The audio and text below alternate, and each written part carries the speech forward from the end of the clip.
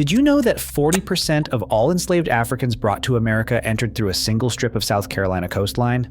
Between 1700 and 1808, Sullivan's Island processed more human cargo than any other port in the nation. Nearly half of all Black Americans can trace their ancestry through this one place, and yet there is no national memorial, no required lesson in schools, just silence and the sound of waves washing over unmarked graves. I have spent months researching the archives, and what I found is a state built on layers of unfinished harm. Disasters never mourned, violence never prosecuted, a silence so deep it became policy. This is the truth about South Carolina. Before we continue, I need to ask something of you. This channel exists to tell the stories that history tried to erase, the uncomfortable truths, the buried chapters. If that matters to you, consider subscribing. Not for the algorithm, but because these stories deserve witnesses. And the more of us there are, the harder they become to silence again. Let's get started. 35. Sullivan's Island. Between 1700 and 1775, an estimated 100,000 Africans were brought through Sullivan's Island. This was not just a port, it was a quarantine zone, a human inspection station where enslaved people were examined like livestock before being sold in Charleston. Mortality rates during quarantine reached 10 to 20%. Disease, malnutrition, despair. Those who did not survive were buried in unmarked graves, their names lost to history. This is where America's original sin made landfall. The Great Sea Island Storm. In 1893, a hurricane struck the South Carolina coast and killed more than 2,000 people. It remains one of the deadliest natural disasters in American history. The victims were almost entirely Black families living in coastal communities. They received no evacuation warning and no government aid. Survivors were not offered relief. They were forced back into the fields to work. The storm killed them, and then the system erased them. Charleston was the largest slave port in America. More enslaved Africans entered the United States through Charleston than any other city. By 1860, 57% of South Carolina's entire population was enslaved. The city's earliest banks were built on slave wealth. Its insurance companies underwrote human cargo. Its docks were constructed by the very people being sold on them. This was not a footnote in Charleston's history, it was the foundation. I walked through the historic district last spring. The architecture is beautiful. The tourism is booming. But when you know what built those homes, what funded those churches, the beauty curdles. There is a weight here that no amount of renovation can lift. The 1886 Charleston earthquake. On August 31st, 1886, Charleston was struck by an earthquake estimated at magnitude 7.0. It remains the strongest earthquake ever recorded in the eastern United States. 60 people died. Thousands were injured. Entire neighborhoods collapsed into rubble. Aftershocks continued for more than 3 months. And yet within a generation, the disaster was largely forgotten, erased from public memory, as if the ground never opened at all. The Stono Rebellion. In 1739, a group of enslaved people near the Stono River rose up against their captors. It was one of the earliest acts of mass resistance in American history. The response was swift and brutal. Up to 25 enslaved people were executed. Their bodies were publicly displayed along the roadways as a warning to others. The following year, South Carolina passed the Negro Act of 1740, banning enslaved people from learning to read, assembling in groups, or earning money. The message was clear. Resistance would be answered with terror, and silence would be enforced by law. The Orangeburg Massacre. On the night of February 8, 1968, South Carolina Highway Patrol officers opened fire on a crowd of unarmed students at South Carolina State University. The students had been protesting segregation at a local bowling alley. 3 young men were killed: Samuel Hammond, Delano Middleton, and Henry Smith. 28 others were wounded. Most were shot while trying to flee. No officer was ever convicted. This was the first mass shooting on an American college campus. And yet most Americans have never heard of it. The only person sent to prison was Cleveland Sellers, one of the protest organizers. He was pardoned decades later. The massacre did not make national headlines. It was buried beneath the noise of 1968. And in South Carolina, silence did what bullets could not finish. Rice plantations had death rates comparable to war zones. South Carolina's wealth was built on rice, and rice was built on death. Enslaved workers stood ankle-deep in flooded fields for 10 to 12 hours a day, cultivating a crop that required constant submersion. The conditions bred malaria and yellow fever. Mortality rates among enslaved workers reached 30% per decade. Planters did not improve conditions. They simply imported more people. The mathematics of cruelty were simple. It was cheaper to replace a human being than to keep one alive. These were not farms. They were killing fields, organized for profit. I have stood at the edge of those former rice fields. The water is still there. The birds are still there. But there is a heaviness that settles into your chest, knowing that the soil beneath your feet holds more than sediment. It holds generations of people who were worked to death and never mourned. Hurricane Hazel. In October of 1954, Hurricane Hazel made landfall as a Category 4 storm, with winds exceeding 130 miles per hour. 19 people died in South Carolina. Thousands lost their homes. Entire towns along the coast were wiped off the map. When they were rebuilt, there were no memorials, no markers, no acknowledgement of what was lost. The storm came, the storm killed, and the state moved on as if nothing had happened. Forgetting was not a failure here. It was a practice. The Hamburg Massacre. In July of 1876, white militias attacked the black town of Hamburg in Aiken County. The conflict began over a petty dispute, but it escalated into coordinated racial terror. After black militiamen surrendered, 6 of them were executed, while unarmed. No one was ever held accountable. No one was ever convicted. The massacre marked the beginning of the end of Reconstruction in South Carolina. Within months, white supremacist rule was restored. The men who pulled the triggers became politicians. The men who died became footnotes. Hamburg itself eventually disappeared from the map entirely. In 1950, the federal government built a nuclear facility along the Savannah River to produce plutonium and tritium for Cold War weapons. Over the following decades, the site generated 165 million gallons of radioactive waste. The contamination spread into the groundwater, into the river, and into the bodies of people living nearby who were never told the full truth. Cleanup efforts are still ongoing, and according to current estimates, they will continue into the 2070s. The Cold War ended more than 30 years ago. But in South Carolina, the poison remains. Gullah Geechee culture exists along the Sea Islands of South Carolina. The Gullah Geechee people are direct descendants of enslaved Africans who were left alone on coastal plantations during the deadly summer months. White planters fled inland to escape malaria and yellow fever. The enslaved remained behind to die or to endure. In that abandonment, something remarkable happened. African languages were preserved. Traditions of food, music, and spirituality survived intact. The Gullah Geechee created a world within a world, hidden in plain sight. But now rising sea levels threaten to erase what centuries of oppression could not. Ancestral lands are flooding, burial grounds are washing away. The very isolation that once protected this culture is now leaving it vulnerable to extinction. Groundwater near nuclear sites is still contaminated. The legacy of the Savannah River site did not stay behind fences. Tritium and other radioactive elements have been detected in monitoring wells surrounding the facility. Contamination plumes are slowly migrating toward the Savannah River itself. For decades, residents living nearby had no idea what was seeping into their water. There was no full disclosure, no evacuation, just silence, and the slow accumulation of poison. Today, scientists continue to track the movement of these plumes. The contamination is not spreading fast, but it is spreading. And the people who drank that water, who bathed their children in it, who trusted their government, are still waiting for answers that may never come. I spoke with a woman whose family lived within 5 miles of that facility for 3 generations. She told me her grandmother died of cancer. Her mother died of cancer.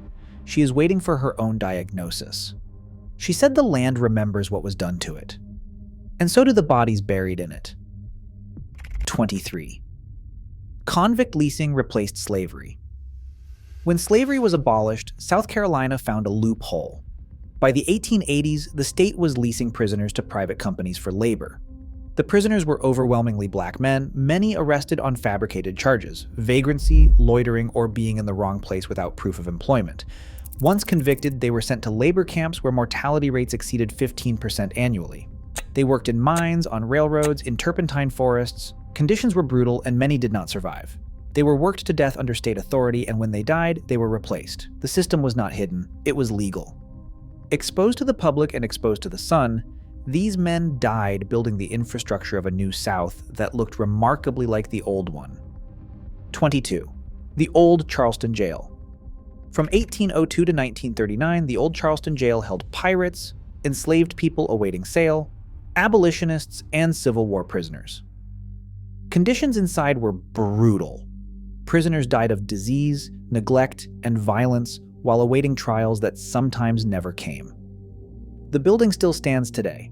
It is marketed as one of America's most haunted locations. Ghost tours pass through its halls nightly, but there is no official reckoning with what happened inside. No memorial to the lives lost. The jail has been preserved, but the truth has been packaged as entertainment. The dead are still there. They have just been rebranded. Number 21st, forced sterilization programs. From the 1930s through the 1970s, South Carolina operated a forced sterilization program that targeted poor women, black women, and those deemed mentally unfit by state eugenics boards. Thousands were sterilized without their consent. Some were children. Some were institutionalized women who never understood what was being done to them. The procedures were performed in state hospitals with state funding and state approval. This was not a rogue operation. It was policy. And for the women who survived, the silence that followed was its own kind of violence. Emmanuel African Methodist Episcopal Church, 200 Years of Terror. Emmanuel African Methodist Episcopal Church in Charleston is one of the oldest black congregations in the South. Its history is a chronicle of survival against repeated violence. In 1822, the church was burned to the ground after authorities discovered plans for a slave uprising led by Denmark Vesey. The congregation rebuilt, and they endured. For nearly 2 centuries, they gathered in faith despite the weight of history pressing against those walls. Then, on June 17, 2015, a white supremacist entered a Wednesday evening Bible study and murdered 9 worshipers. He sat with them for an hour before he opened fire. The shooter obtained his weapon because of a failure in the federal background check system. A clerical error, a loophole. 9 people dead because paperwork was not processed in time. Emmanuel has been burned, terrorized, and bloodied. And still, it stands. But survival should not be mistaken for justice. 19. The Corridor of Shame. There is a 90-mile stretch along Interstate 95 in South Carolina known as the Corridor of Shame. For decades, the schools in this region were among the worst in the nation. Buildings without air conditioning, classrooms without textbooks, water fountains that ran brown. Students learned in facilities that would have been condemned in wealthier districts. A documentary by the same name exposed these conditions in 2005. Lawsuits followed, reforms were promised. But progress came slowly, and for many children, it came too late. Even today, this corridor remains one of the poorest education zones in America. The shame is not just in the conditions, it is in how long they were allowed to continue. I drove through that corridor on a gray afternoon last fall. The schools have improved in some places, but the poverty has not moved. You can see it in the shuttered stores, the sagging porches, the faces of people who have been waiting for change their entire lives. South Carolina still uses the electric chair.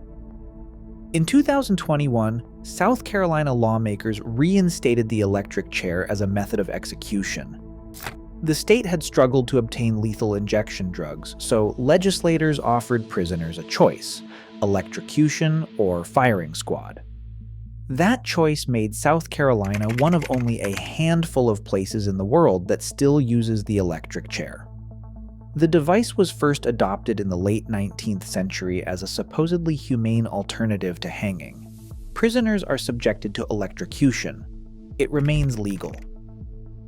If you've made it this far, you understand why this work matters. Most people click away from videos like this. They don't want to sit with the weight of it. But you're still here. That means something.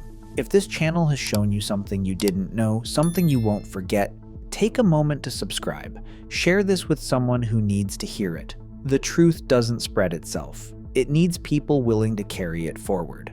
17. Prison farms still operate. Across South Carolina, prisoners still work the land. They harvest crops for the state, performing agricultural labor in conditions that echo a much darker era. Inmates are paid as little as 37 cents per hour. Some earn nothing at all. The work is mandatory. The profits go to the state. This system is a direct descendant of convict leasing, the post-Civil War practice that kept black men in chains under a different name. The fields have changed. The laws have changed. But the bodies bent over the soil look remarkably familiar. And the question remains, if it looks like slavery and functions like slavery, what exactly should we call it? Lynching was a system, not an exception. Between 1880 and 1940, more than 180 documented lynchings occurred in South Carolina. The true number is almost certainly higher. These were not isolated acts of violence. They were public spectacles intended to terrorize whole communities. Victims were killed in public, and their bodies were left on display. Entire counties lived under the shadow of this threat for generations. Most cases were never investigated. No one was held accountable. Lynching was not a failure of the system. It was the system, operating exactly as intended. South Carolina locks up more than 700 people per 100,000 residents, one of the highest incarceration rates in the nation and in the world. Black men are imprisoned at vastly disproportionate rates. Many of the state's prisons were built during the Jim Crow era. They were constructed by the very people who would later be caged inside them. The architecture of injustice is literal here. The same walls, the same bars, the same system, renamed and refinanced, but never truly reformed. Mass incarceration did not replace the old order. It continued it. 14. Chemical weapons were dumped offshore. After World War II, the United States military disposed of surplus munitions by dumping them into the Atlantic Ocean off the South Carolina coast. Mustard gas, explosives, chemical agents designed to kill. For decades, the ocean kept these secrets buried. Then, in the 1990s, some of them began washing ashore. Fishermen started reporting encounters with corroded shells caught in their nets, burns from unknown substance. The military's own records are incomplete. No one knows exactly how much was dumped or precisely where. The ocean floor off South Carolina is littered with forgotten weapons, slowly leaking into the water. South Carolina has one of the worst infant mortality rates in the United States. Black infants die at twice the rate of white infants. This disparity has persisted for decades. It is not a mystery. It is a consequence of lack of access to prenatal care, underfunded hospitals in rural areas, and systemic inequities that begin before birth and follow children throughout their lives. These numbers represent real families, real grief. Babies who never took a breath in a state that never gave them a fair chance. I met a mother in Orangeburg who lost her daughter 3 days after birth. The nearest hospital with a neonatal unit was 40 miles away. She told me she did everything right, but the system was not built for her. It was not built for any of them.